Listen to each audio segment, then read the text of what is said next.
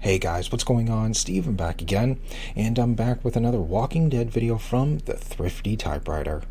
So I'm continuing on with his retrospective series, which has been so much fun to watch. The 3 videos I have seen already have been great.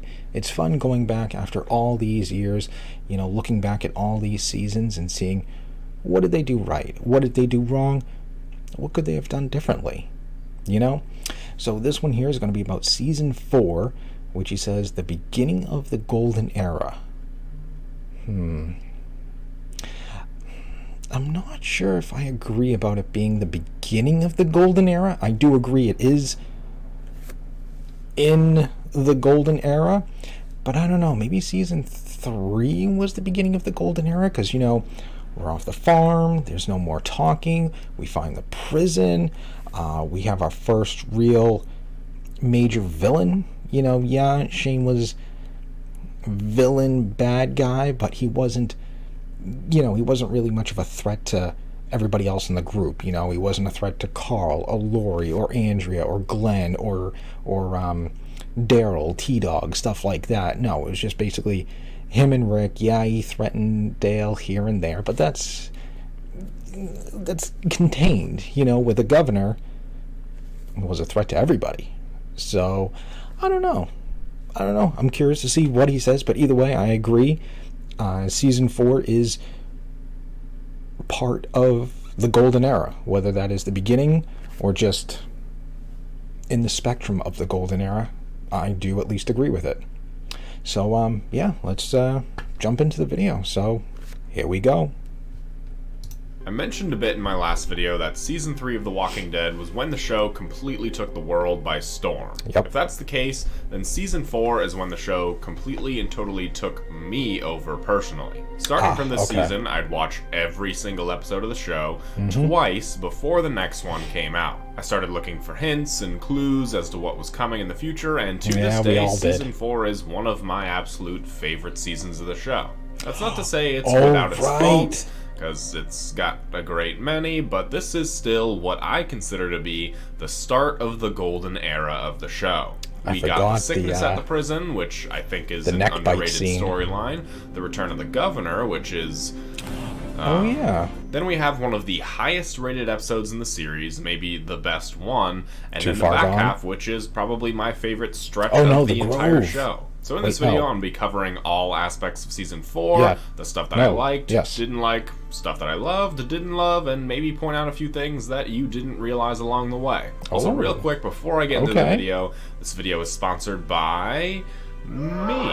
Not really, but if you enjoy my videos, want to see some more behind the scenes stuff and hear about upcoming videos, check out the Discord server. We've recently made a lot of changes to it, so if you want to talk to me and other people about the videos and all things nerdy in general, go check it out. Link will be in the description, and you can also follow me on Instagram if you want to hear about what I'm up to in general. If you don't want to do all those things, that's fine.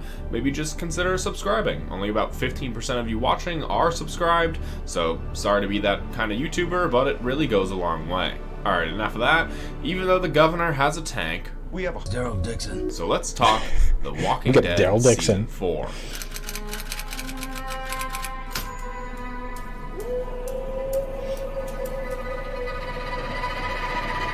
As much as I liked Season 3, it did have a very underwhelming finale and just an underwhelming second half in general, so having this time jump at the beginning of Season 4 feels like a nice reset and cuts ahead of the boring parts that we don't really care to see. The first episode is titled 30 Days Without an Accident, and this show's story is practically based on accidents and incidents, so I feel this time jump is necessary for a number of reasons. We see how different characters are from the last time we saw them, how much the prison has changed and grown, and just from an audience perspective, all those people from it feels like time has gone on in this world as it's gone on in our own lives. One thing I'm noticing a lot on this rewatch that for some reason I didn't realize the first time I watched it, yes, even with watching every episode twice a week, is how much setup there is for Rick and Michonne. I'm not sure why, but I remember by the time they do get together, oh, spoiler I guess, I never saw it coming. But even all the way back in Season 4, there's plenty of setup. I also love how Michonne tells him that he needs to shave because he's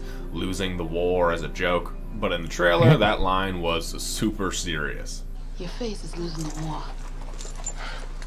You're losing the war.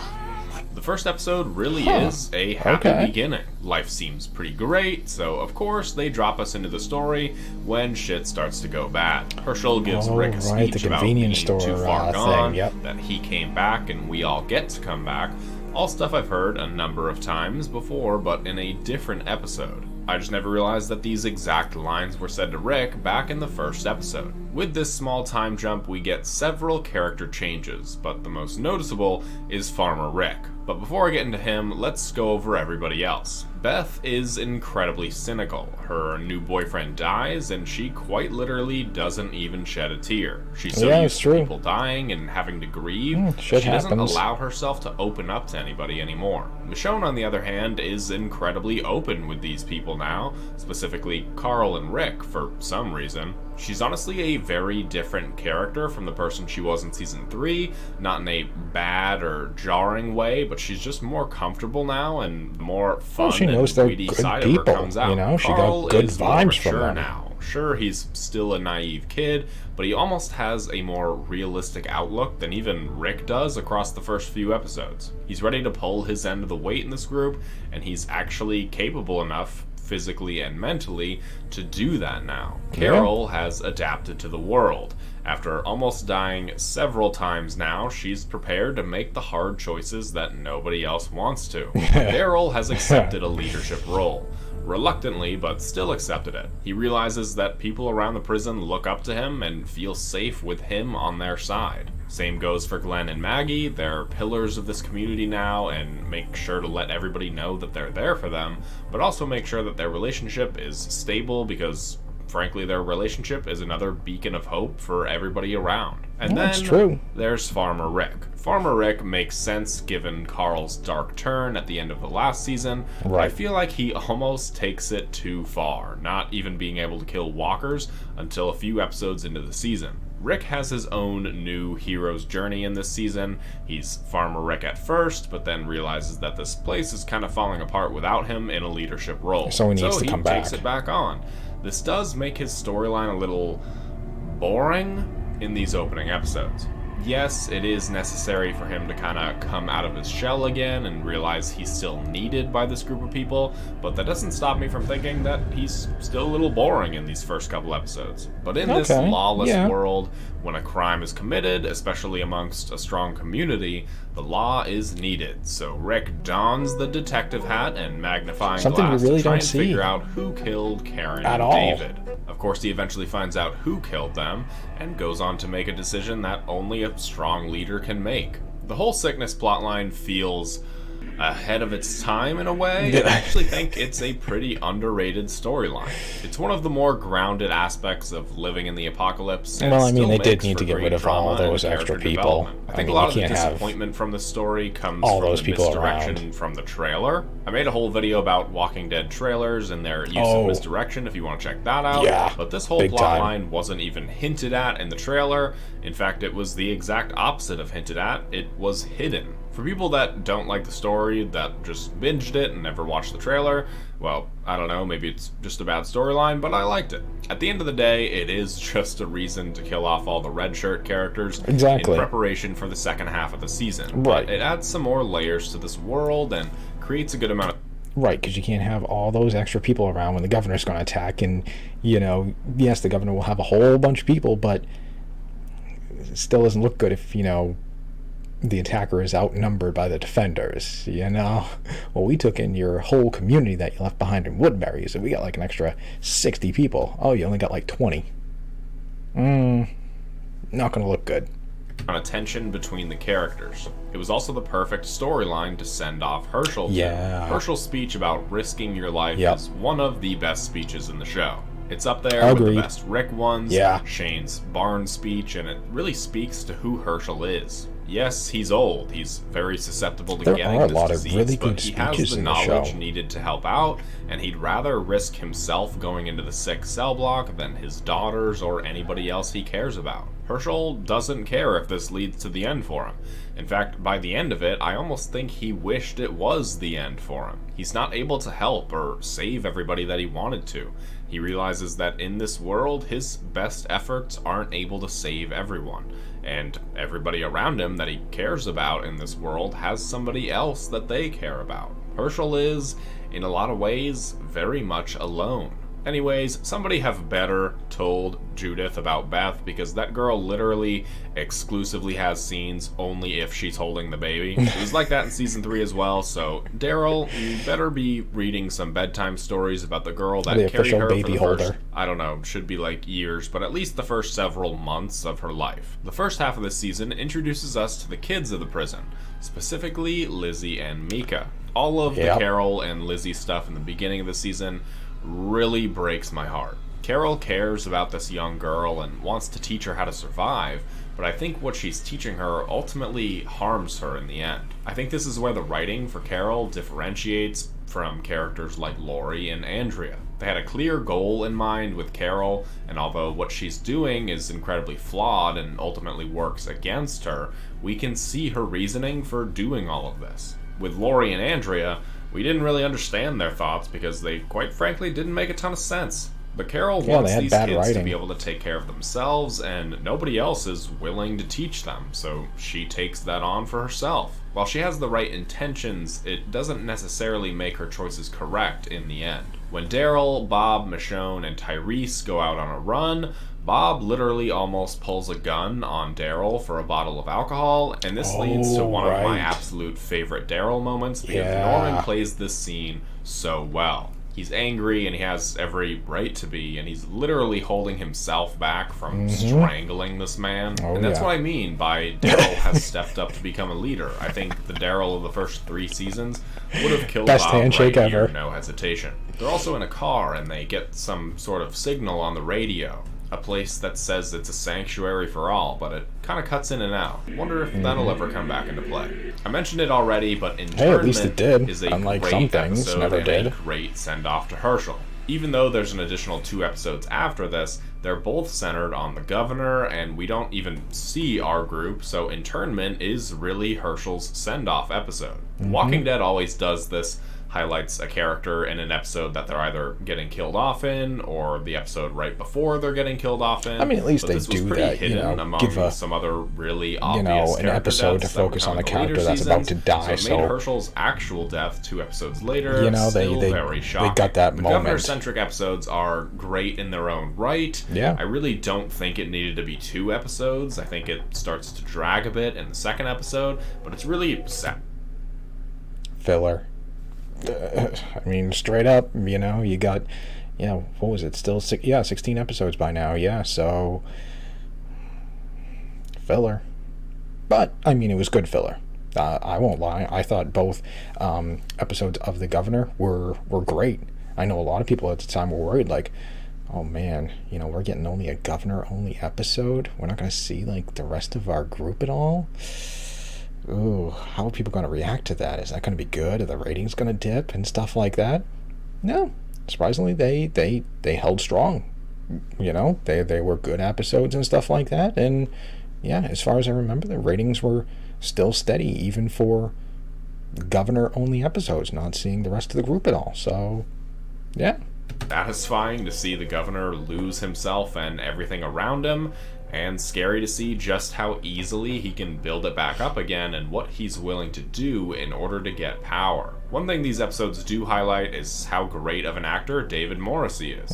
He was great in season 3, I don't think I mentioned that before, but seeing him lead 2 episodes on his own really gives him the proper time to shine. In the first episode, we think that maybe the Governor has turned over a new leaf. Would love to see him return. We're going to see some way, sort of somehow. redemption arc. Martinez gives him the benefit of the doubt, Prequel and we story start to for truly him. believe that the Governor is a changed man. But he's not. He's a deranged sociopath, and some things don't ever change. Martinez not outing the Governor immediately is honestly up there with some of the stupidest decisions in the entire show. Maybe I understand the benefit of the doubt, maybe, but when he doesn't fit in with anybody around camp and starts looking angry all the time, some red flags have got to be thrown out there, like, come on now, Martinez. In the end, Martinez's trust is betrayed, and it leads to his own death. But if Martinez had been smart and outed the Governor right away, we wouldn't have gotten Too Far Gone. Right. Too Far Gone is obviously one of the greatest episodes in the entire show. Yeah, it really makes up for the lackluster season 3 finale, because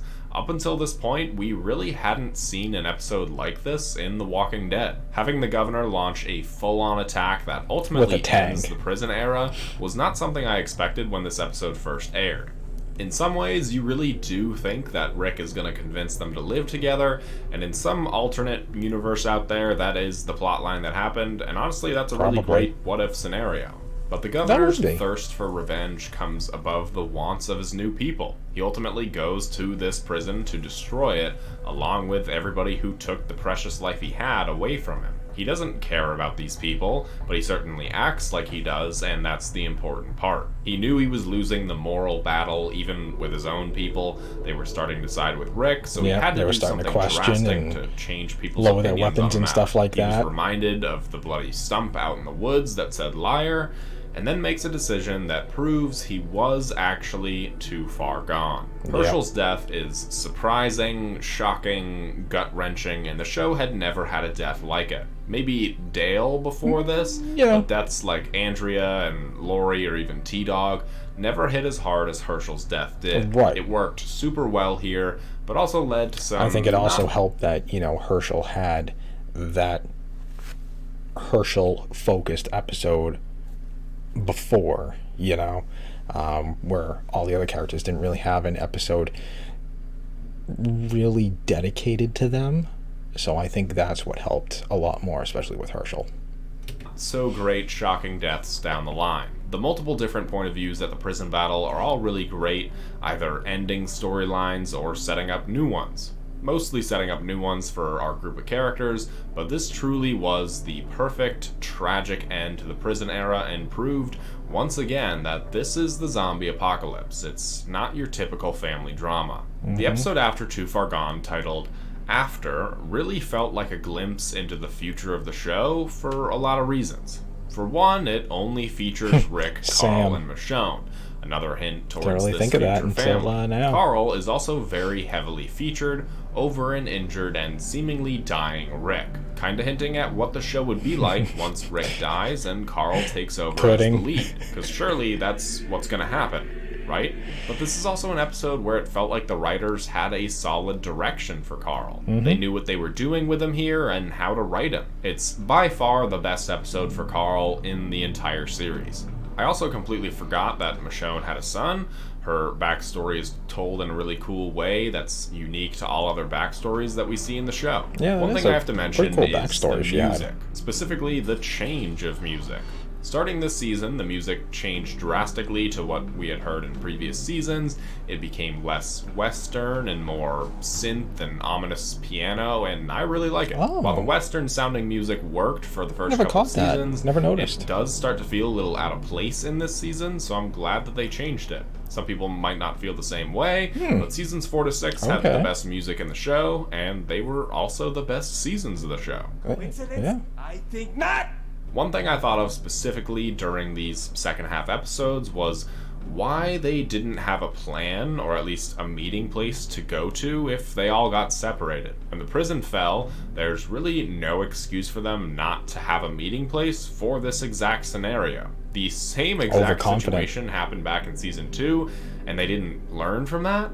The splitting of the groups and the subsequent drama it invites they just kind of winged it and said to go back to the road. The second half of season 4 might be my favorite stretch of episodes across the entire series. Tyrese escaping with Lizzie, Mika, and Judith and running into Carol is incredible for the drama the situation invites. But honestly, I felt really bad for Tyrese on the road with these 2 little girls and a baby. Not to mention one of them is a rabbit-killing psychopath. When he sees Carol, he's so relieved to have somebody else to rely on now, and Carol's kind of taken back because she doesn't really know what he knows. It's a great scene and sets up a great episode down the road. The episode Inmates is such a great paced episode showing multiple different storylines in one episode. Why they ever went away from doing this, I have no idea, because this episode was fantastic. Seeing the different point of views and landmarks that all the characters pass at one point or another but barely miss each other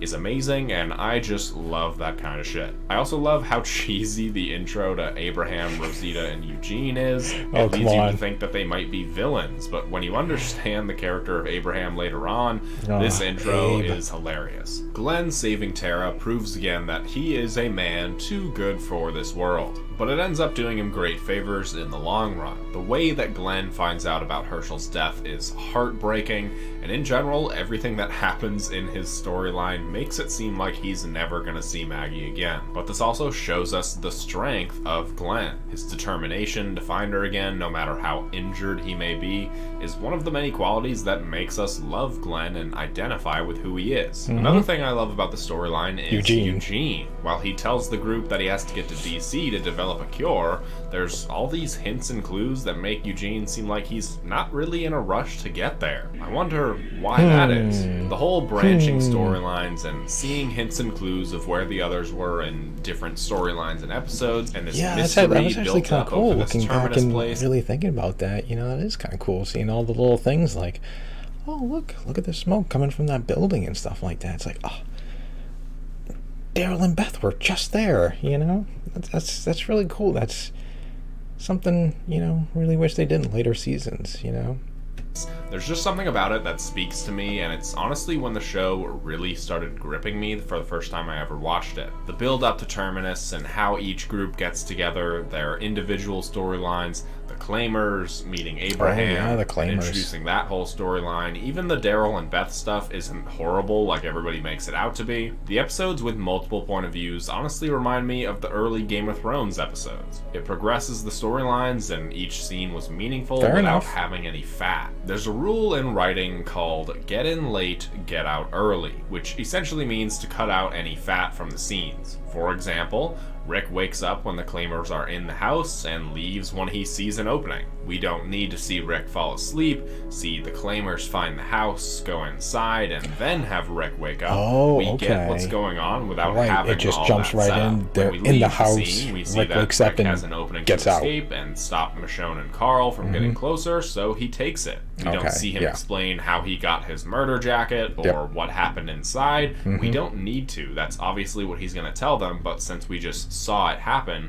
we don't need to hear about it again. And that's how all of these plot lines are structured. See what we have to, and then cut away when we're done. The later seasons started to lose this rule, which is why a lot of people think they're boring. They also go from showing us multiple storylines to one, which is another issue a lot of people have with the episodes still. The switch from having multiple different storylines to just one, I mean, it was still a pretty good episode, don't get me wrong. While I don't hate the Daryl and Beth episode, a lot of it could have been cut and still kept all of the emotional beats that really make the episode. I mean, we got a lot of Daryl backstory and stuff like that too, which was great. We haven't seen what Maggie, Sasha, and Bob are up to for quite a while. That could have been included here, along with Carol, Tyrese, and the girls. We don't need to see every single storyline. But Episode 10 doesn't have Rick, Michonne, or Carl, but I bet a lot of people didn't even realize that because of the progression of other storylines and how well-paced that episode was. Yeah. This episode just doesn't feel entirely necessary to have one storyline. If you're going to do that, you better have a damn good reason why. Episode 9 only has Michonne, Rick, and Carl, partly to put the spotlight on Michonne and Carl, but also to keep some suspense about the other people and if they're alive. There's another episode that does only one point of view, but it's given a really great reason for it to only be one storyline. But the other side of this argument for this episode is that Daryl and Beth think that everybody else is dead. They think it's just them. Once again, I think we're right along there with them. It's just us, Daryl and Beth. It's also much cheaper for an episode to only have one storyline and not pay the other actors and get the other locations, etc. And that's the real reason for why there's only one storyline. There we go, yeah. Conversations between Daryl and Beth in this episode are all really great and progress both of these characters a lot.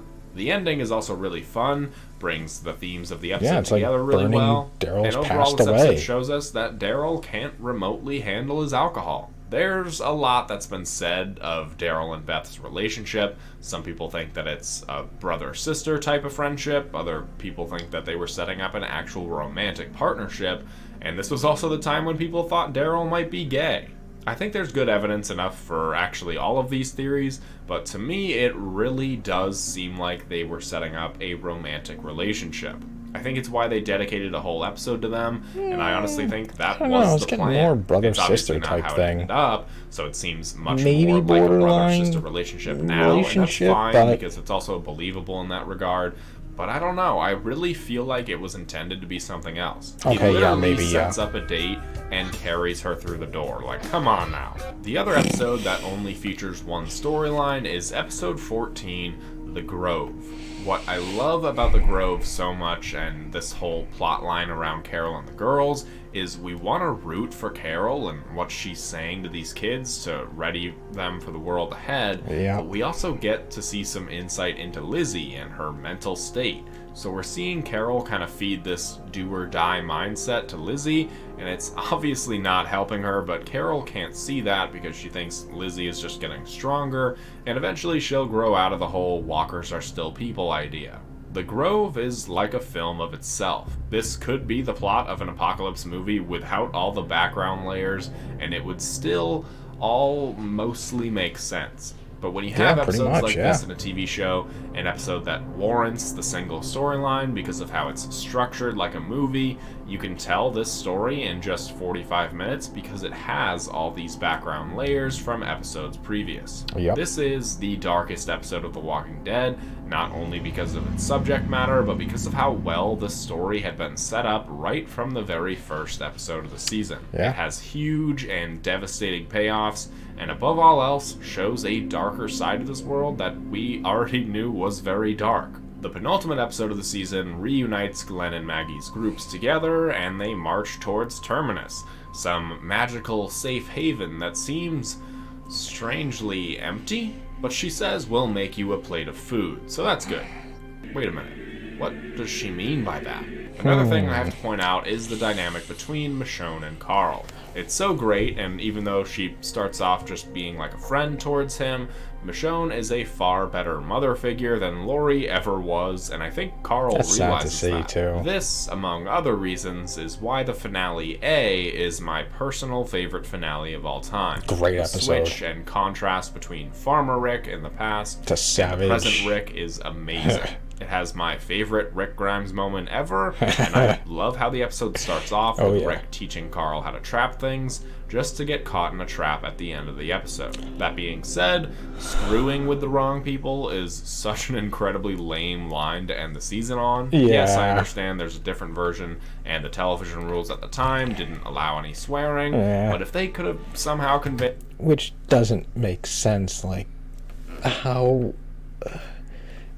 there was television rules, they couldn't, say what they said, and fucking with the wrong people, but then season 10 and 11, they said it like 2 or 3 times in a season, so I don't, unless, times then, times now, things have changed, you can only say it, maybe back then you can't say it at all, but then, more recently, season 10, season 11, well, you can say it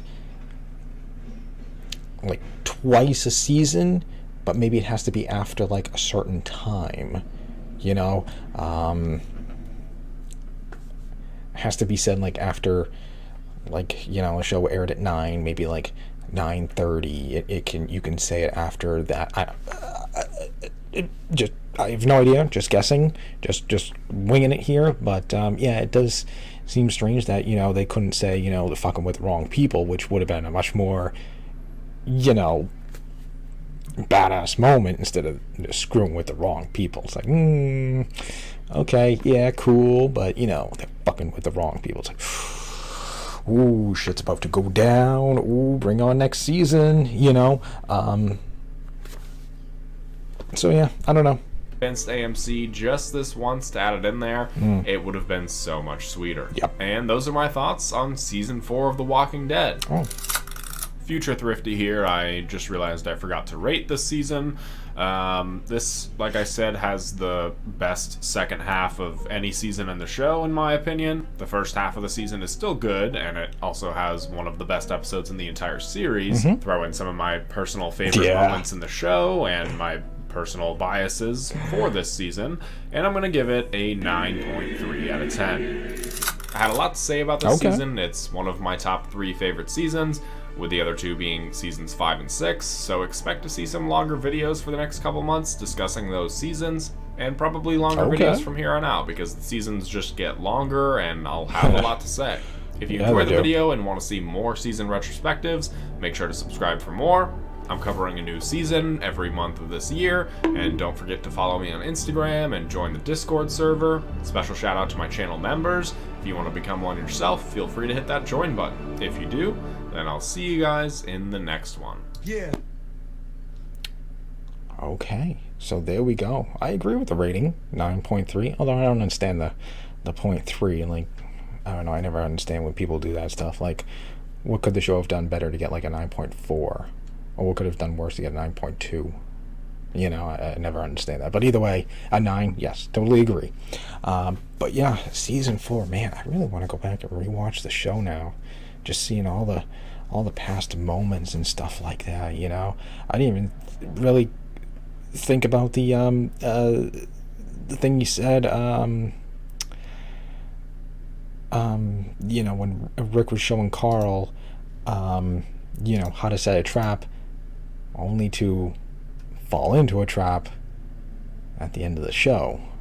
So that's pretty cool. That's pretty smart, you know. Didn't really catch that. But yeah, some of the most badass moments, like that one right there, you know, the darkest moments, you know, the darkest part of the show, the Grove and stuff like that. One hell of an intense, wait for that motorcycle to go by, intense moments, you know, the entire show with Lizzie and stuff like that. That is still a dark episode. I mean, just, yeah, that's just insane.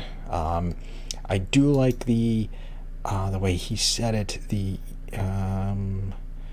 what was it, the storylines, you know, you kind of seeing like, oh, look, here's the smoke from the house that that Beth and Daryl, there you go, there's a name for him, Death, Beth and Daryl were at and stuff like that. And you're seeing the smoke, and then you're seeing the other characters seeing the smoke, and it's like, oh, they were just right there. You guys were right there. You know, you're so close to each other. You know, I always like, you know, I always like that. I wish, you know, he did that in more seasons. I know in another good zombie show, I'm super bummed that they canceled it. Good job, Netflix. Black Summer. If you guys ever watched that, like the first season, the first episode did a lot of stuff like that. Like, you follow one character and you see, you know, a little bit of their storyline play out and stuff like that, but then you switch to another character, and then as you're playing that out, you're seeing some of the things that happened with the first one. So things are kind of crossing and stuff like that. Like, God, I'm trying to remember what happened. I think there was like a couple, and they were running away from some of the zombies and stuff like that, and there was a car that like ran up or sped by and ended up, I think, hitting the girlfriend and stuff like that, and sending her, you know, flying down the road. And, you know, the boyfriend runs over and, you know, oh my God, you okay? And seeing how like messed up she is. But then there's, you know, zombies coming, so he takes off. But then you switch, when you go to the next character, you see that character witness what happened, and as he's running off, you know, a second character runs over, kills that walker, and then tries to help the girlfriend that the dude, you know, just left behind. So I like shows that kind of, you know, intersect and intercross, or whatever you want to call it, with each other. Really wish The Walking Dead did more of that stuff, you know, seeing while we were all split up. Like, even in I don't know, season 7, you know, even when they were doing just those, you know, 1-2 character episodes and stuff like that, seeing, you know, maybe if we just saw some things like, oh, look at what this character left behind, and these characters is seeing what that one did. You know, I don't know, but I thought that was really good that, you know, they did this in this season, stuff like that. The one episode shows and stuff like that, yeah, you know, we don't see that until much later, and yeah, that's when it's just really, really bad, the 1-2 character episodes.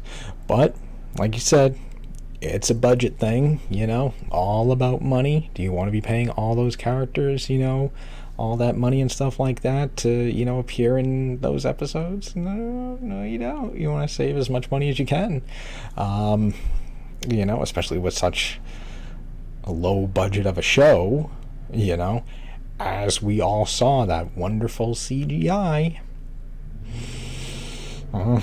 Yeah, that wonderful deer, you know, the green screen in the junkyard. Yeah, gotta save some money. And even then, didn't really help. You know, the CGI still looked like shit. So, you know, but yeah, overall, season 4, really good season. But I will agree, it is in the golden era of the show. Whether it's still the beginning of the golden era or not, I'm kind of 50-50 on. I don't know. But I do agree it is in the golden era. So yeah, so there we go. This was another great video. I enjoy the hell out of these and stuff like that. I can't wait to see the next ones. I am going to have to slow down if he's only doing one a month. You know, I'm kind of catching up a little bit. I don't know what he's up to now. Season 5, season 6, season 7, season 8. Okay. Next is The Golden Era with season 5. The Best of The Walking Dead for season 6. Okay. The Worst Season of The Walking Dead. And Lied, the season is worse, season 8. Okay. So I got a couple more videos to really look forward to. So can't wait to check them out. So anyways, there we go. There's the video. Let me know, what do you guys think? What do you think about season 4? Do you agree it is the beginning of the golden era? Or do you think maybe season 3 was the start of the golden era? You know, what do you think about those 1-2 character episodes? What do you think about, you know, the scenes and stuff like that you know, interchange with each other, you know, like having Carol and stuff like that, Carol, Lizzie, and Mika seeing, you know, the fire, the smoke coming from the house that Daryl and Beth was at. Do you wish that the show did more of that? You know, let me know what you guys think. But other than that, I hope you guys enjoyed the video. If you did, hit that thumbs up button. That'd be awesome. Remember, feel free to subscribe to my channel. Follow me on social media. Links in the description box below. And other than that, aside from leaving me all your thoughts and comments, just stick around. More videos are on the way. And I will see you guys next time.